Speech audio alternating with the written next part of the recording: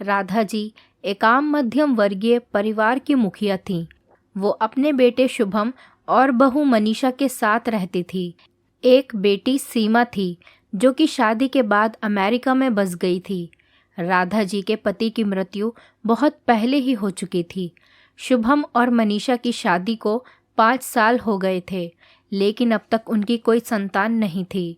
राधा जी की बहू मनीषा भी जॉब करती थी, जो कि राधा जी को बिल्कुल भी नहीं सुहाता था।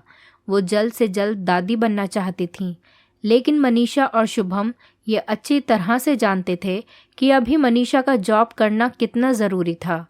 राधा जी अपने बेटे शुभम से इस बारे में बात करती तो शुभम किसी न किसी बहाने से बात को टाल देता था।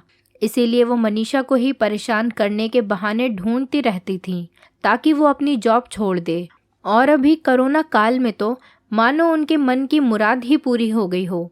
हालांकि वो दिल की बुरी नहीं थी, लेकिन पोते की चाह में वो ना चाहते हुए भी ऐसा कर जाती थीं। अपनी हम उम्र सहेलियों को दादी बनते देखकर उनका मन दुखी हो जाता था। उस दिन भी घर में ऐसा ही कुछ हुआ। ऑफिस में काम की वजह से मनीषा देर तक सोती रही और राधा जी को अच्छा खासा मौका मिल गया।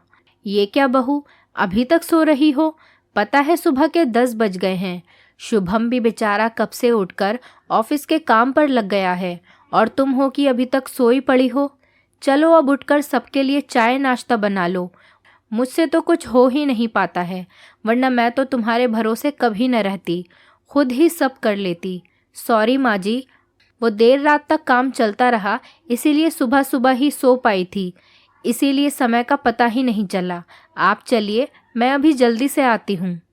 हाँ हाँ ठीक है, मेरा कुछ नहीं, पर शुभम को देख लो, उसे कुछ चाहिए तो नहीं? कब से उठा है बेचारा।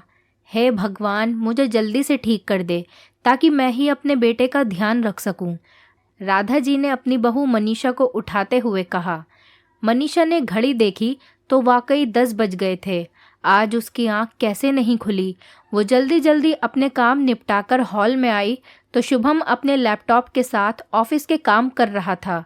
उसने किचन में जाकर चाय नाश्ता बनाया और फिर रात के बर्तन साफ किए और झाड़ू पोछा करके नहाने चली गई।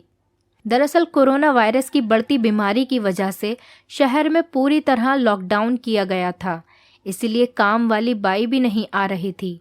मनीषा खुद एक इंटरनेशनल कंपनी में काम करती थी। उसका ऑफिस टाइम निश्चित नहीं होता था।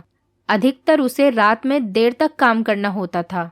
कल भी उसका काम देर तक चलता रहा, इसीलिए वो देर तक सोती रही। मनीषा नहाकर आई तो देखा कि उसकी सास अपने कमरे में अपनी सहेली से फ़ोन पर बात कर रही थी। बातचीत में अपना नाम सुनकर मनीषा सास की बातें सुनने लगी। अरे शारदा, तुम भी अपनी बहू को ज़्यादा सर पर मत बैठाओ। बहू को ज़्यादा उड़ने दोगी तो कल को अपनी नौकरी के चक्कर में वो तुम्हें ही घर की नौकरानी बनाकर छोड़ेगी। मैं तो भाई शुरू से ही मनीषा की नौकरी के खिलाफ थी। अब करे नौकरी शौक से, पर साथ साथ घर के काम भी करे। मैं तो बदन दर्द का बहाना बनाकर बैठ जाती हूँ, नहीं तो सारे काम का बोझ मेरे सर पर आ गिरता। मैं तो कोई मुफ्त की नौकरानी थोड़ी हूँ। मैं तो कहती हूँ तुम भी यही किया करो। सास की बात सुनकर मनीषा की आंखों में आंसू आ गए।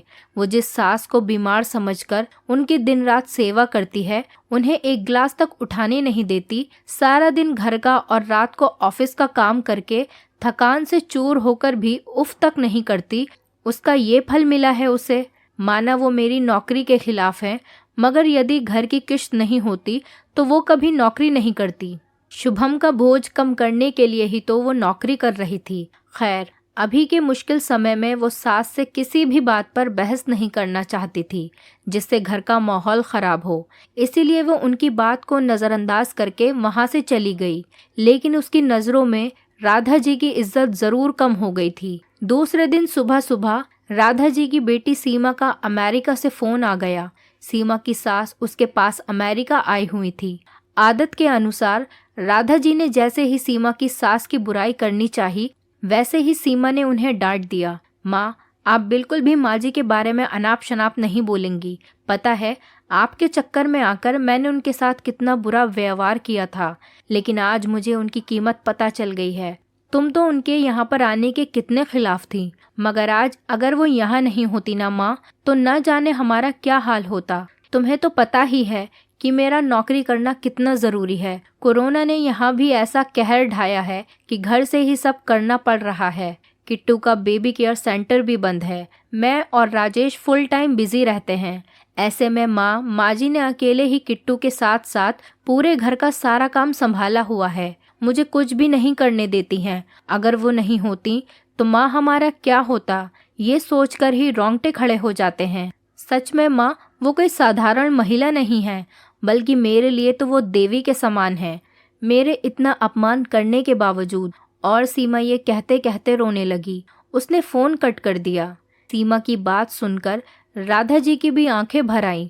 उन्हें अपनी भूल का एहसास हो गया था। मनीषा तो वाकई उनका कितना ख्याल रखती है। उनकी कड़वी से कड़वी बात कभी वो बुरा नहीं मानती, उल्टे जवाब भी कभी नहीं देती। वाकई अभी का समय तो एक दूसरे को हौसला देने का है, सारे गिले शिकवे भुलाकर एक दूसरे की मदद करने का है। तो फिर वे स्वार्थ में कैसे अंधी हो गई थी, इतना कैसे गिर गई थी कि ऐसे मुश्किल समय में अपने ही परिवार की सहायता नहीं कर सकती। उन्होंने उसी समय मनीषा को बुलाकर उसके सिर पर प्यार से हाथ फेरते हुए कहा, मनीषा, आज से घर के कामों की आधी जिम्मेदारी मेरी रहेगी। मैंने आज तक तुम्हें जो भी कहा और किया उसके लिए सॉरी। चलो अब तुम जाकर आराम करो, खाना मैं बना लूंगी। इधर सास का बदला हुआ रूप देखकर मनीषा की भी आंखों में खुशी के आंसू आ गए और अपनी सास के प्रति उसके मन में फिर से पहले वाला सम्मान वापस आ गया था। शायद हमारे जीवन में मुश्किल समय आता ही इसीलिए है कि हमें एक दूसरे की अहमियत का पता चले।